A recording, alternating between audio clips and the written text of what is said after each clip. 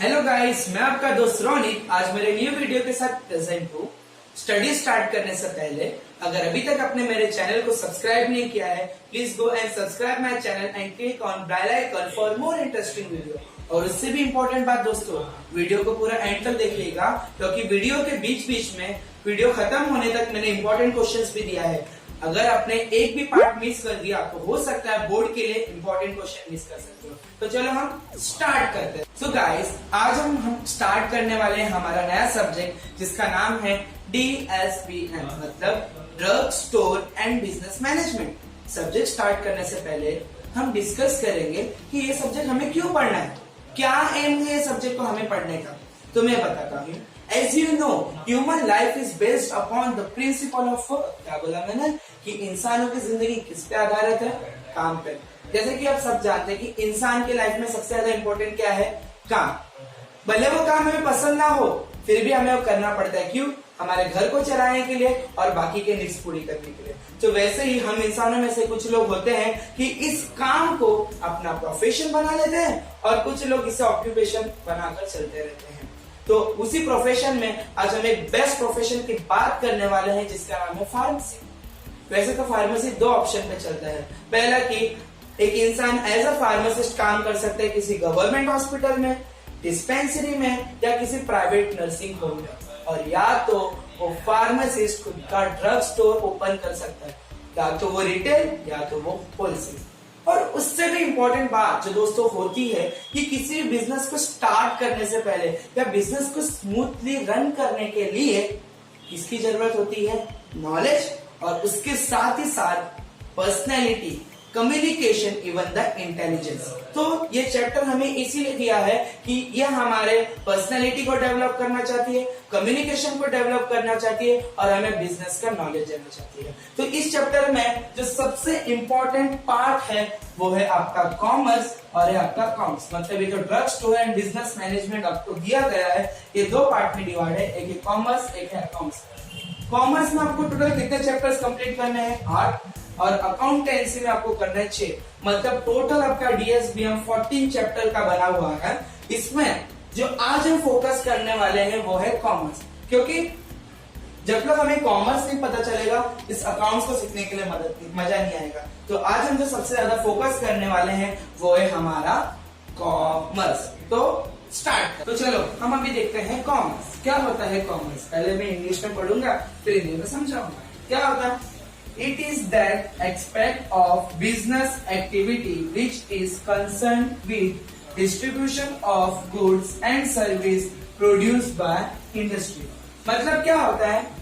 It is that aspect of business activity, मतलब commerce कहीं ना कहीं बिजनेस एक्टिविटी का पार्ट है which is concerned। concern का मतलब होता है संबंधित। मतलब क्या कि जो कॉमर्स है किसी बिजनेस एक्टिविटी का पार्ट है जो किससे संबंधित है, with distribution of goods and service produce by industry.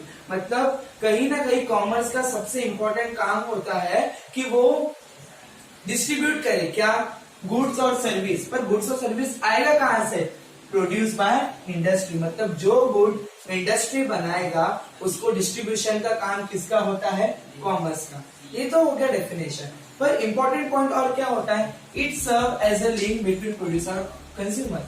Commerce का सबसे इंपॉर्टेंट काम ही होता है कि वो प्रोड्यूसर और कंज्यूमर के बीच में लिंक बना। प्रोड्यूसर मतलब मेरा खुद का इंडस्ट्री है तो मैं मैन्युफैक्चरर हूँ, तो मेरा काम होगा कि मेरे से लिंक होना चाहिए वो होलसेलर, जिसके बाद से मैं मेरे सारी चीजों को पहुंचा पाऊँ, फिर होलसेलर रिटेलर को पहुंचाए और रिटेलर एट द एंड किसको पहुंचाए, कंज्यूमर। तो ये होता है लिंक बनाने का किसका, कॉमर्स का काम। अब हम देखते हैं कॉमर्स का ब्रांचेस, किस तरीके से कॉमर्स हर एक ब्रांच में फैला हुआ है। तो सबसे पहला है आपका बैंकिंग, दूसरा ट्रांसपोर्ट, तीसरा इंश्योरेंस, चौथा वेयर हाउसिंग, पांचवा पैकेजिंग और छठवा एडवर्टाइजिंग। मतलब ये 6 जो एक्टिविटीज हुए हैं, ये 6 के 6 एक्टिविटीज कहाँ आके मिल रहे हैं, ट्रेड।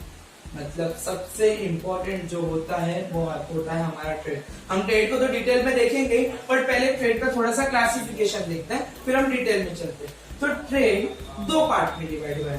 पहला है इंटरनल ट्रेड जिसका दूसरा नाम क्या है, होम ट्रेड, और दूसरा है इंटरनेशनल ट्रेड जिसका दूसरा नाम क्या है, एक्सटर्नल ट्रेड। फिर जो इंटरनल ट्रेड है वो दो पार्ट में डिवाइड हुआ है, एक है होलसेल, दूसरा है रिटेल, और इंटरनेशनल का दूसरा नाम क्या एक्सटर्नल, जो कि तीन पार्ट में डिवाइड हुआ है, इंपोर्ट, एक्सपोर्ट एंड इंट्रीपोर्ट। ये तो हो गया छोटा सा डेफिनेशन और उसका ब्रांचेस। अब चलते हैं थोड़ा डिटेल में, देखो हम डिटेल में देखते हैं ट्रेड होता क्या है।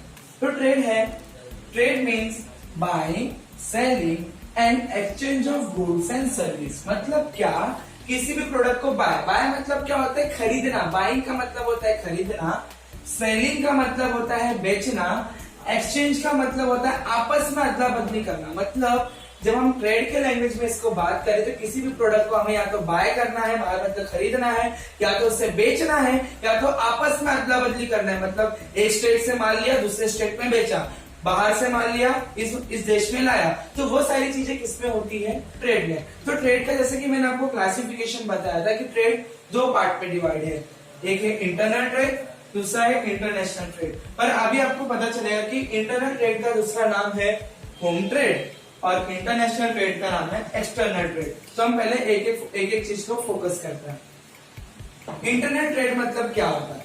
इंटरनल ट्रेड मतलब होता है means sale and exchange of goods within the boundaries of country. मतलब जो भी हमें सामान को खरीदना है, वो जो भी चीजें हैं वो हमें कहां पर, अपने ही कंट्री में करना है।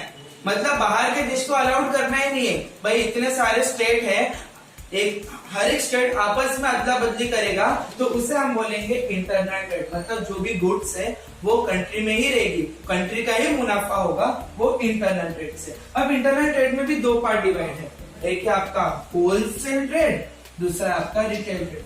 होलसेल का नाम तो आपने सुना ही रहेगा।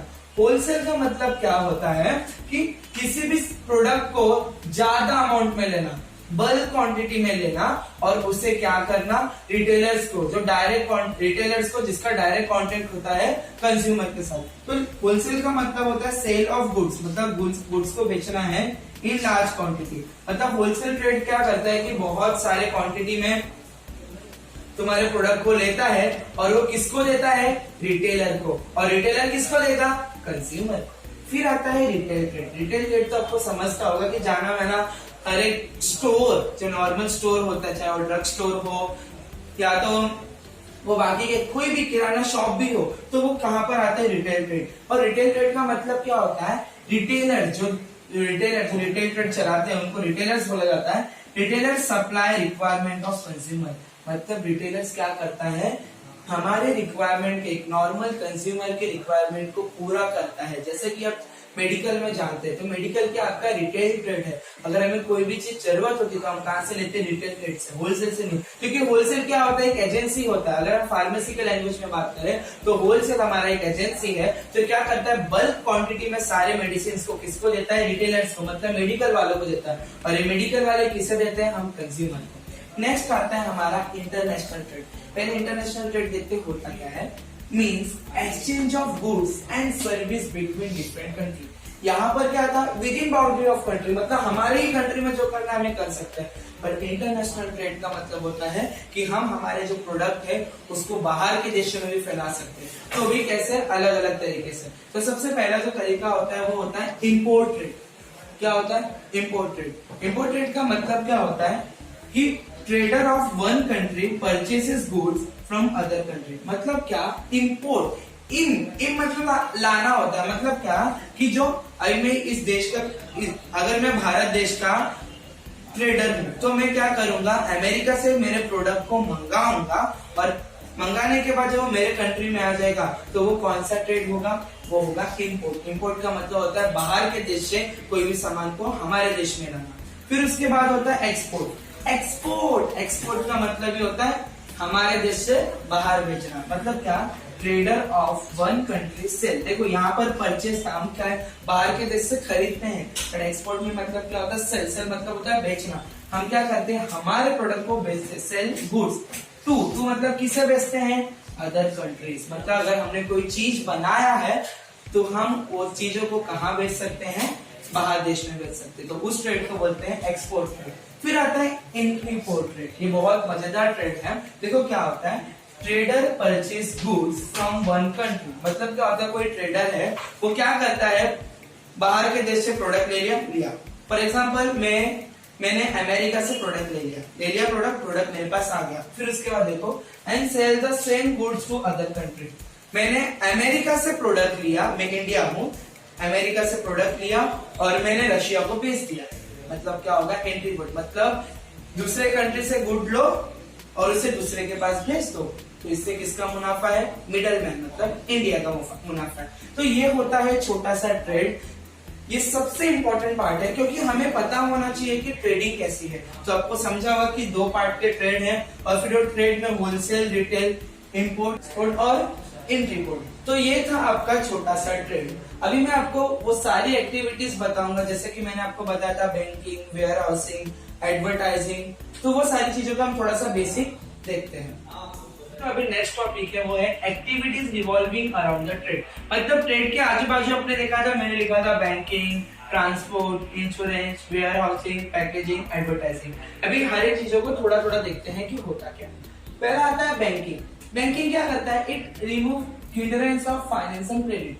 मतलब क्या करता है, हिंड्रेंस का मतलब होता है कि हम कोई भी प्रॉब्लम, कोई भी बाधा, रिमूव मतलब होता है निकालना। मतलब बैंकिंग कहीं ना कहीं क्या करता है, हमारे लाइफ में जो प्रॉब्लम आती है किसको लेके, फाइनेंस और क्रेडिट को, वो उसे निकालता है। देखो कैसे, अभी आज के टाइम पे मॉडर्न टेक्निक को अडॉप्ट करने के लिए, हमें मशीन्स लाने के लिए, प्लांट्स को डेवलप करने के लिए किसकी जरूरत पड़ती है, पैसे की, एक ह्यूज इन्वेस्टमेंट की। तो वो इन्वेस्टमेंट को हमारे पास तो है नहीं, तो बैंक क्या करता है, in the form of soft loans वो हमें सपोर्ट करता है कि हाँ, हमारे जो फाइनेंस और क्रेडिट का जो टेंशन है उसको आधे को दूर करता है। फिर नेक्स्ट है आपका ट्रांसपोर्ट। ट्रांसपोर्ट क्या करता है, it removes hindrance of place. वो क्या करता है, हमारे जो टेंशन होता है प्लेस को लेके कि भाई माल यहाँ से यहाँ कैसे आएगा, महाराष्ट्र से गुजरात कैसे आएगा, इंडिया से अमेरिका कैसे जाएगा। तो आज हमारी दुनिया इतनी डेवलप हो गई है कि हमारे पास ट्रांसपोर्ट के लिए बहुत सारे रूट है, जैसे कि रेलवे, एयरपोर्ट, मरीन्स। तो मतलब कहीं ना कहीं ट्रांसपोर्ट, कॉमर्स ट्रांसपोर्ट को बहुत सपोर्ट करता है। क्यों, क्योंकि इससे हमारा प्लेस, हिंड्रेंस ऑफ प्लेस जो है, मतलब वो सारे दिमाग से निकाल देता है। मतलब ये क्या करता है, कहीं ना कहीं हमारा जो गुड्स है उसको वो आराम से पहुंचा पाता है। और आज के टाइम पे तो आप रेलवे को जानते ही है कि वो बहुत सारे गुड्स को एक स्टेट से दूसरे स्टेट में आराम से ट्रांसपोर्ट कर पाता है। नेक्स्ट है आपका इंश्योरेंस। क्या रिमूव करता है, हिंड्रेंस ऑफ रिस्क। जैसे कि आप सभी जानते हैं कि आजकल आग लगना बहुत आसान तरीका है, कभी भी आग लग सकती है। तो ये आग लगने के बाद जो मालिक होता है उसके दिमाग पे टेंशन आता है, मेरे पैसे तो लूट गए, मेरा करोड़ों का नुकसान है। इंश्योरेंस बोलता है भाई टेंशन मत ले, मैं तेरे साथ हूँ। क्यों, क्योंकि जो उसका रिस्क है वो उसको कौन दूर करता है, इंश्योरेंस। इंश्योरेंस क्या करता है, उसके जो पैसे हैं उसको वो रिटर्न देने की कोशिश करता है। तो नेक्स्ट है हमारा वेयर हाउसिंग। वेयर हाउसिंग क्या करता है, it removes hindrance of time. कहीं ना कहीं ये क्या करता है, हमारे टाइम को बचाता है। देखो मैंने गुजरात से माल लिया और महाराष्ट्र में लाया, पर महाराष्ट्र में मैंने माल लाया और मुझे पूरे महाराष्ट्र में डिस्ट्रीब्यूट करना है, तो पहले एक अच्छा प्लेस होना चाहिए स्टोरेज के लिए, जिसके वजह से मैं उस जगह से बाकी की जगह पे पहुंचा पाऊंगा। इससे क्या होगा, मेरा टाइम भी बच जाएगा, मुझे वापस गुजरात जाने की गरज ही पड़ेगी। महाराष्ट्र में आ चुका है, महाराष्ट्र में डिस्ट्रीब्यूट करो, और जिसकी वजह से मैं माल का रेट थोड़ा सस्ता भी कर सकता हूँ। नेक्स्ट है आपका पैकेजिंग। पैकेजिंग का मतलब क्या होता है, it removes hindrance of risk of spoilage. अगर हमारा पैकेज अच्छा है, पैकेजिंग अच्छा है, कोई भी मेडिसिन हो, कोई भी प्रोडक्ट हो, अगर हमने उसका पैकेजिंग अच्छा है तो कहीं ना कहीं वो हमें किससे बचाए रखेगा, स्पॉइलेज से, खराब होने से बचाए रखेगा। और अच्छा खराब होने से बचाए रखा तो ऑफकोर्स आपका प्रोडक्ट तो प्रमोट ही होगा। नेक्स्ट है आपका एडवर्टाइजिंग। एडवर्टाइजिंग सबसे ज्यादा रोल प्ले करता है। देखो कैसे, take care of hindrance of knowledge. आज के टाइम में भले आप कौन सा भी प्रोडक्ट बनाओ, पर अगर आपने एडवर्टाइजिंग नहीं किया तो लोगों को पता ही नहीं चलेगा। और आज के टाइम में कॉमर्स सबसे ज्यादा जो सपोर्ट करता है वो एडवर्टाइजिंग को। जैसे कि आज कोई भी प्रोडक्ट बनता है तो टेलीविजन पे आ जाता है, सारे सोशल मीडिया पे आ जाते हैं, न्यूज़पेपर में आ जाते हैं, मैगजीन्स में छप जाते हैं। तो कहीं ना कहीं ये सारी चीजें किसको सपोर्ट करते हैं, किसको प्रमोट करते हैं, ट्रेडिंग को। होप सो गाइस सबको ये वीडियो बहुत पसंद आया होगा और डीएसबीएम का बेसिक समझा होगा। और अगर समझा है तो प्लीज मेरे चैनल को सब्सक्राइब कीजिए और बेल आइकन पे क्लिक कीजिए for more interesting video. Thank you.